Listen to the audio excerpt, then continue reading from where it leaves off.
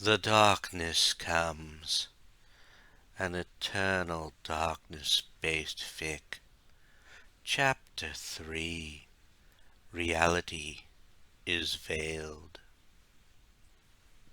Richard Cale paced nervously around the portal generator room as he and Edwin Lindsay awaited the return of the others. After the close encounter with the bone thief, he was nervous for the safety of the others. That nervousness was only made worse because he knew his wife was outside the safety of the underground city. As he paced, his father-in-law tried to calm him down. "Richard, calm down. I'm sure they will be fine. Alexandra knows how to defend against these creatures." He nodded, but it still didn't relax him. He had only recently seen a bone thief of Mantarok, and the creature's abilities had surprised him. He stopped for a moment and then said, "I know Alexandra is able to do it, but I didn't see a vet take a gun with her. She's better with firearms."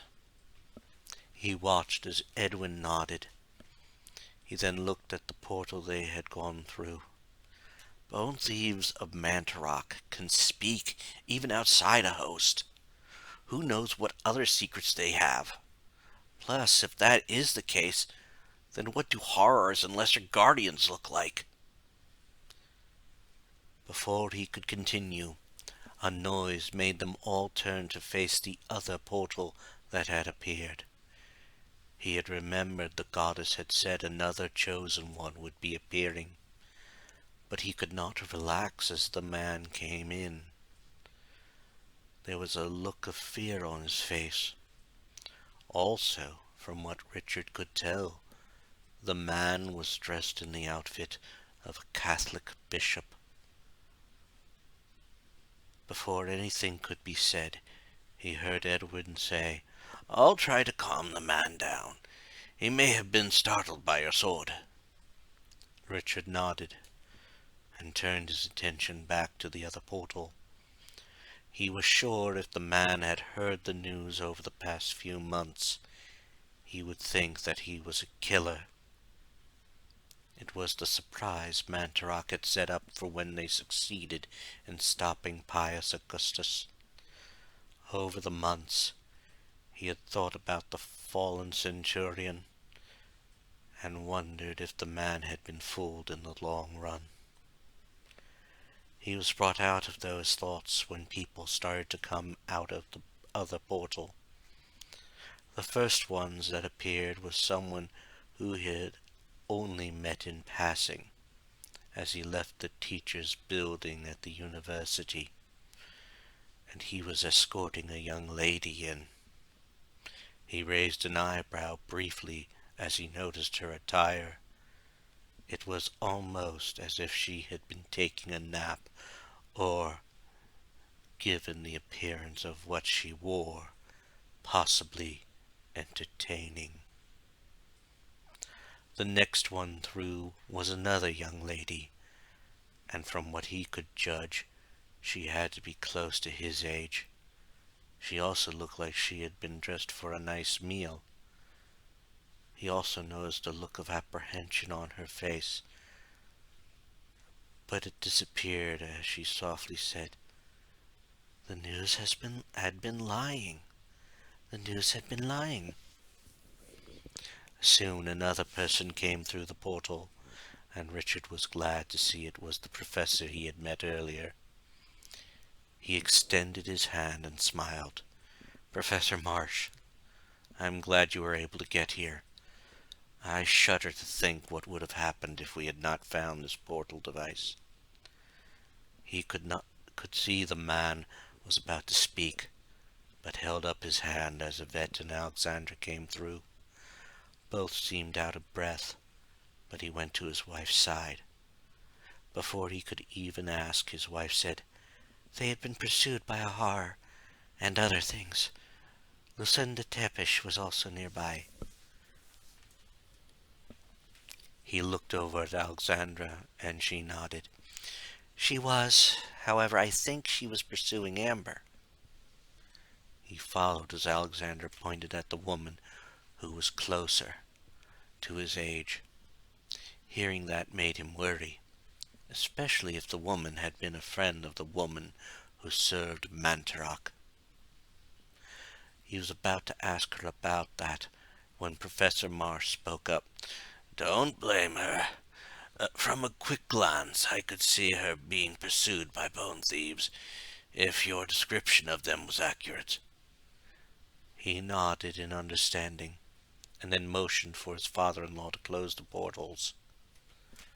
Once the portals were closed, he watched as Alexandra motioned everyone over. It was time to introduce everyone, and since there were a few more people than they expected, it was definitely needed. He stood next to his wife, placing his arm around her waist.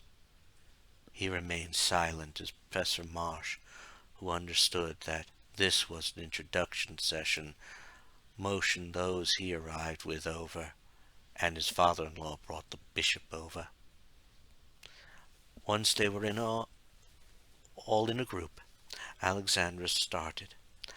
I'm sure some of you have a lot of questions, but you were guided here for a reason. Since you might not know who we are, allow me to introduce you all. First off, my name is Alexander Roivas. 6 months ago, my grandfather was killed by otherworldly forces. I had found out the truth about what had happened, and found the man who had my grandfather killed, with the aid of my friends, Richard and Yvette Gale. He nodded when Alexander pointed to the two of them. At that point, his wife took up the tale. My husband and I had discovered a message to us in one book by Dr. Roivas had written, and we had come to America. By the time we had arrived, he was dead. We then came across the truth, something my husband and I had been aware of for some time, but not the whole story. As we found out about those otherworldly forces, and how they manipulated human events to the ends. We fought to stop them, only to find out we had been manipulated as well. Richard then took up the tale. After that, we had to go into hiding. The force that had manipulated us made it so that people thought we killed Dr. Roivas, as well as the aliases of the man who had done it. It also framed us for other murders. He paused for a moment, and then continued. It also started hunting down people who were a possible threat to it and its priestess. He motioned to his father-in-law and the African-Canadian man. That includes my father-in-law, Edwin Lindsay, and Michael Edwards. As time passed, we found others, and others found us. With that, he watched the professor he spoke with earlier step forward. Well, my name is Percival Marsh. I am a professor of ancient religions at Howard Phillips University.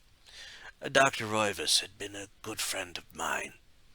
He had warned me that something might be coming, and when he died, I started to worry. Until you had shown up, Mr. Cale, I had started to wonder. The young man and the young lady are both students at the school. The young man's name is James Mulroy. The young lady is not one of my students, so I don't recall her name. At that moment, the young lady spoke up. My name is Marlene Jacobs. This horror creature killed a... Richard noticed her hesitation for a moment, and felt she was trying to cover something up, as if they all would not approve. Fellow student. I only realized what it was because my great-grandfather spoke about things. If it had not been for James and Professor Marsh, that thing would have killed me." Then the other lady spoke. "If it was anything like those things that were chasing me, then I'm guessing the woman I thought was a friend isn't. My name is Amber Snow. I am a Wiccan high priestess, and those things that were chasing me were acting on orders from Lucinda Tepes." Richard gasped when he heard that. He now knew why Lucinda didn't go after him when he was sure she spotted him, but he was unsure of the reason. He was pulled out of that thought when the bishop finally spoke. "I had been instructed to make my way here within the past hour by His Eminence. I am Bishop Philippe from Oubliette Cathedral." Richard gasped when he heard that. He should not have been surprised that the place was still around, or by the fact that someone from there had come at this time. However, he held his words as the man continued. "I fear the Pope is dead, killed by demons. But since you said a high priestess of evil was behind it, I have no doubt she is right in front of us now." With that, Richard saw this new man point right at Amber, and he was certain this was the last thing they needed.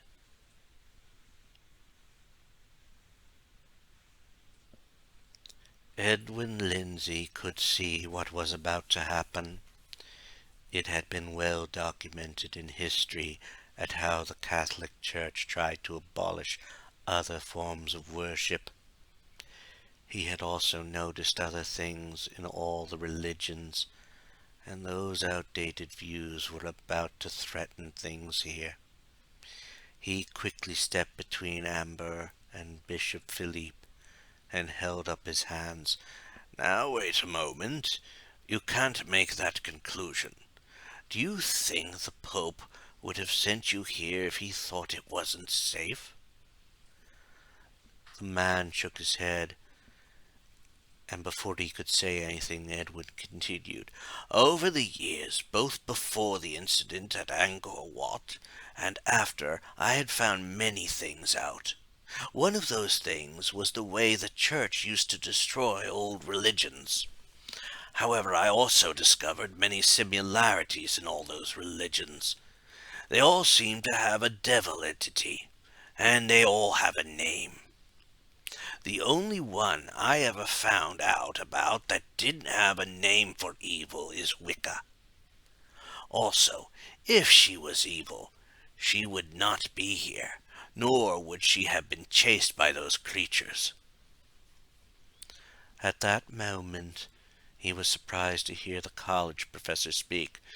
"Bishop, it is true. I have come across a few religions that describe certain deities the same. They also describe them in the same way. There were a few that did feature them, but they were quickly destroyed. So far, of all the religions that do not feature this entity, only one still survives. That's Wicca. However, I don't know the reason why." Edwin was stunned when Amber spoke up. "It is because in Wicca we don't believe in giving a name to evil. We believe that giving evil a name only makes it stronger. It ended up that was the reason Lucinda had wanted to see me. She knew that fact about Wicca and wanted me to introduce this deity that she worships." He noticed her shudder for a moment. "It was like the name sent a chill up my spine. It was—" He could tell she was fighting for the right words, or that she knew them and didn't want to say them. At that moment, Edwin was surprised to hear the goddess speak. "It was as if she was putting a name to that evil force. Sadly, it is true. Mantarok is a great evil, and this is not the first world he has manipulated into a world of living death. However, this is the first world that has been able to stop him. It will not be easy, since he and his followers are already vilifying you." This puzzled him for a moment, but his answer came when one of the others came running in with one of the radios they had to keep in touch with the outside world. The young man looked shook up, but it took him a moment to calm down, especially when he saw the outfit on Bishop Philippe. "Everyone, you won't believe what we just heard. There's news that the Pope is dead. Listen." They all watched as the man turned up the radio and the announcer spoke. "Again, this is breaking news. It was just announced that in Amiens, France, the Pope was found brutally murdered. His body appeared to have been stabbed several times. There is only one suspect, and that is Bishop Philippe.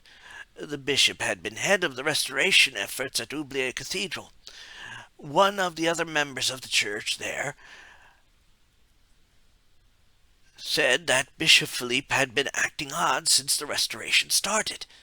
The church had been the site of various satanic worship, which they could never fully flush out. It is believed that the bishop had joined them and murdered the Pope in hopes of destroying the Catholic Church." As the man spoke, Edwin heard the hiss that was the telltale sign of a bone thief. It was obvious to all but the new arrivals that the claim was false. The announcer then continued. "In similar news, there was a brutal murder at Howard Phillips University. One of their rising sports stars was also found brutally murdered. The police are currently investigating and found out that 2 students there, Marlene Jacobs and James Mulroy, were apparently together on the brutal murder. Various witnesses have cited that they had been plotting this for weeks. There is even reason to suspect they are in a cult with one of the professors, Percival Marsh." This news was met with gasps of disbelief. It wasn't a surprise to think a story like that would appear, but he was sure it was set up when they realized all 3 were gone, since the professor didn't even know the young lady's name until now. There was a brief pause in which he heard someone, most likely the young man named James Mulroy, say, "No one could believe that. We didn't even have any classes together. In fact, today was the first time we ever spoke to one another." Edwin could tell that even the tone reflected his anger at the situation. However, that was not the end of it. When the announcer spoke again, it seemed to serve the worst blow. "Finally, a gruesome scene which almost led to the murder of one of the world's most prominent businesswomen. Lucinda Tepes narrowly avoided being killed today by a madwoman."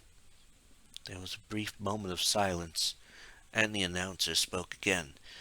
"Reports recently came in where a crazed woman attacked and slaughtered many people in a restaurant, all in an effort to kill one of the most powerful women in the world. Lucinda had been able to escape, but was clearly unnerved by the incident." Almost instantly they all heard the voice of Lucinda Tepes. "I had no idea the woman was that crazy. It is even more startling that it was someone I thought I knew. I had no idea she was so unstable that she would have killed those people and threatened me. She even shouted something about me ruining this world." He looked around at the others, and could tell of those whom he knew looked disgusted. He could also tell that Amber was about ready to lash out. Before anything could be said, the announcer was back on. "Luckily, Lucinda had managed to escape unharmed. There are no words to describe the slaughter of those that died. The unfortunate thing is that the suspect fled before police arrived. She is considered to be armed and dangerous. Contact the police if you see her." After that, the announcer gave a detailed description of Amber Snow, and by the sound of it, some details would have only been known by a true friend. Instantly, the new arrivals realized how bad of a spot they were in. In a matter of moments, the shock passed, and everyone wanted to know what it meant for them.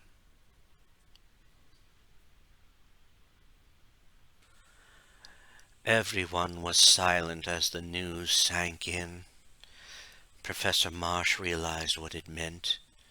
If they went back to the school, they would be arrested, and no matter what they said, they would be locked up or killed.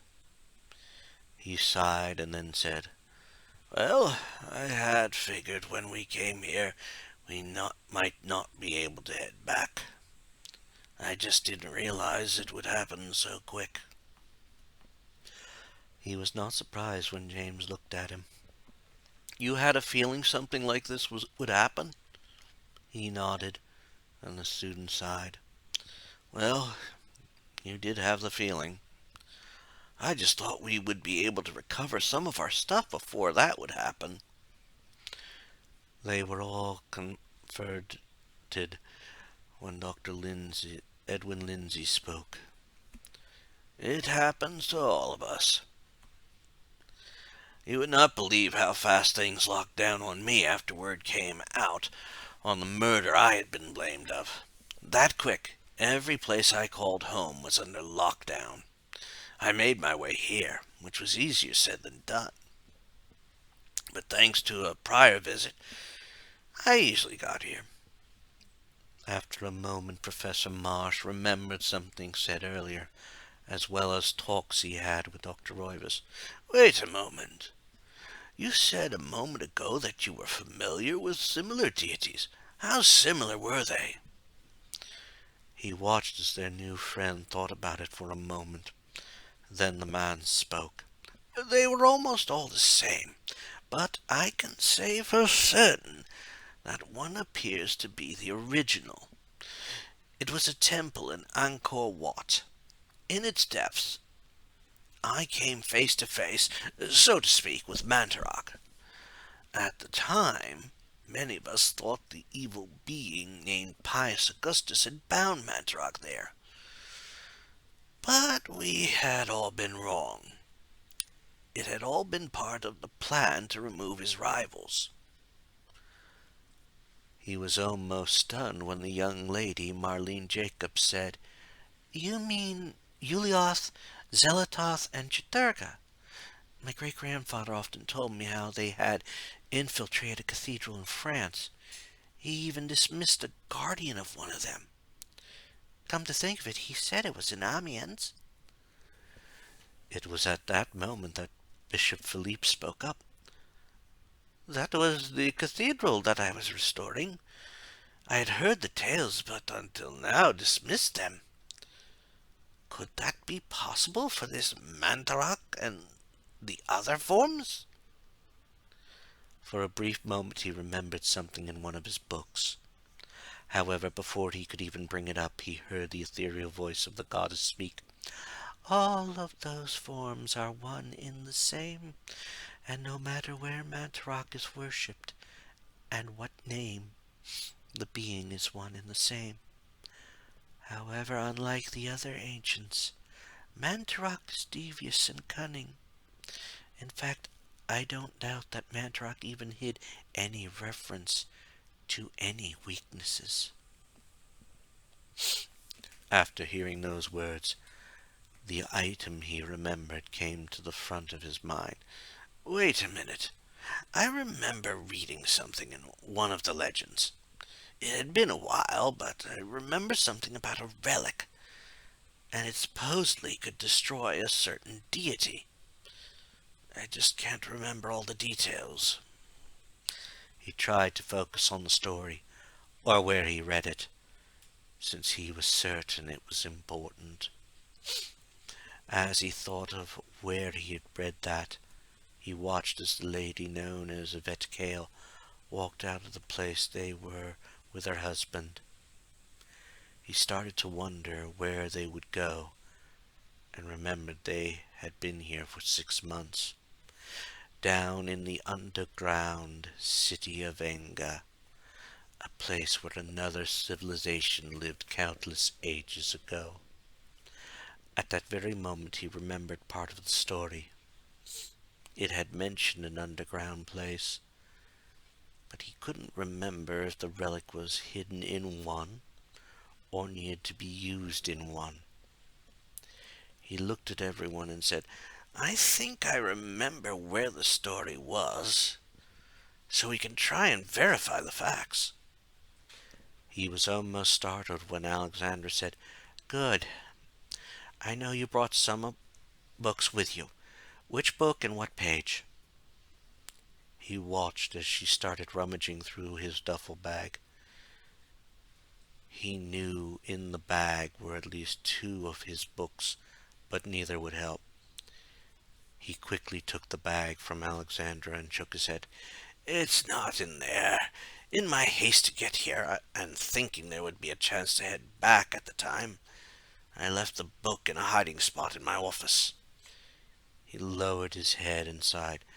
"And if they think I was leading some kind of cult, it's probably sealed for investigation." He sighed and then smiled. "At least the hiding spot is not easily accessible. We just need to figure out how to get at it." He watched as Alexandra just nodded, and then started talking with Dr. Lindsay and the man named Michael Edwards.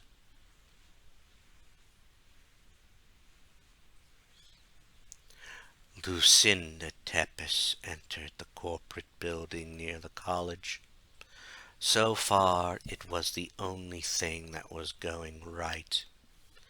She had a chance to get rid of a few threats to her master, Mantarok, but all had failed, and the backup plans were in motion. The downside of those was that some that weren't loyal minions of Mantarok were involved. It was a shame that they couldn't get all of the police and media under his control, but Lord Mantarok had stated that would cause some people to take notice. Now she had to quickly deal with the concerns of some employees. Many of the people who worked for her did not realize that she was a willing servant of Mantarok, and only saw her as the image she put forth, one of a benevolent businesswoman. Since this was the image she put forth, she knew she had to appear shaken up by what had happened. She quickly held up her hands, causing all employees to stop in their tracks. She studied them all for a moment before giving the statement she had been rehearsing for when she got here. "Before anyone could ask, let me explain what had happened was very disturbing. I had been very lucky to survive, but it had been close. It was unnerving that an old friend had cracked, but the police are doing what they can to bring her to justice." She looked around for a moment and noticed one figure seemed totally quiet about it. She gave a slight nod and noticed the figure start to head to a special elevator. She then returned her gaze to the employees. "Right now, I want to get some rest and forget this incident. I want all my calls held, and anyone who bothers me will be fired." She then headed towards the elevators, glad that everyone moved out of her way. She seemed confident that everyone knew their place. They all had to serve her and her master. She made note to notice those she was certain had suspicions, figuring it was soon time to change their minds on the matter. As she walked towards the elevator, she wanted the man she nodded to earlier joined her. She knew he was loyal to her and her lord as she heard a hiss. She summoned the elevator and then placed her arms to her side as she spoke. I think we'll need to replace some employees soon. I'm sure you know which ones. As the elevator arrived and they entered, the man nodded and spoke with a slight hiss. Thus I shall have a few of my brethren visit them tonight. As the door closed and she pushed the special button, the figure looked at her. I take it your mealtime plans were a disaster. As the door closed and the elevator descended, she nodded. She was aware at how he was staring at her, but she remained calm. The ambush had failed, and Amber escaped. She was our best way to get Manthrak into the Wiccan beliefs. She sighed and then continued. I had pursued her, but she followed some people into the subway. All three had been at the college earlier that day. I had sent a horror after the girl in that group earlier. So I hope they all ended up killed. If not, the news will make sure everyone is after them. She glanced over at the man who was with her, who only looked forward and nodded. I know you prefer all threats eliminated. However, if any of them have links to the Rivas family, they will not be easy to eliminate. Even the Kales are difficult to find. I'm still waiting to hear from one of my brethren who is posing as an officer. She nodded and stood still as the elevator continued its descent. She had been aware of that relationship, and it did seem odd that no word from the bone thief was received. For a moment she came to the conclusion that the bone thief had failed. If it had succeeded, she was sure she would have had their heads in front of her. She then looked at the man. Anything else I should know about? She was hoping there was nothing else, but the figure just said, There is more concern about the item. It is the only thing that Lord Manthrak can be destroyed by. He is also concerned about the growing area of... She cut him off as the elevator stopped, and the doors opened. They were finally at the temple. She started out and headed right over to the outfit she wore down here. She then glanced back at the man. It can wait until after the meeting. Now I must prepare. Lord Manthrak prefers traditional attire for meetings. She then picked the outfit up and started to change into the traditional outfit of a high priestess of Manthrak.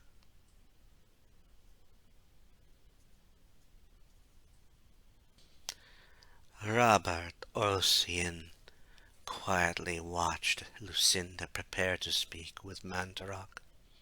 He was aware that she didn't mind changing in front of him, since he knew she thought he would not be interested in her. It was a mistake in her thinking, but he wasn't about to correct her. It was true that in his normal form, he would only view her form as a potential host. But when in the body of this male, he understood the enticements of her curves. He then brought his mind back to the matters at hand. The ancient item came to his mind. They needed to find it before any of Lord Manthrak's foes found it. For years the location of that item had been removed from every culture's legend. At least that is what he had believed. However, now that the other ancients, except for one, were gone, they started hearing word that one tale had survived all this time. It was most likely shrouded by the veil by the now dead ancients.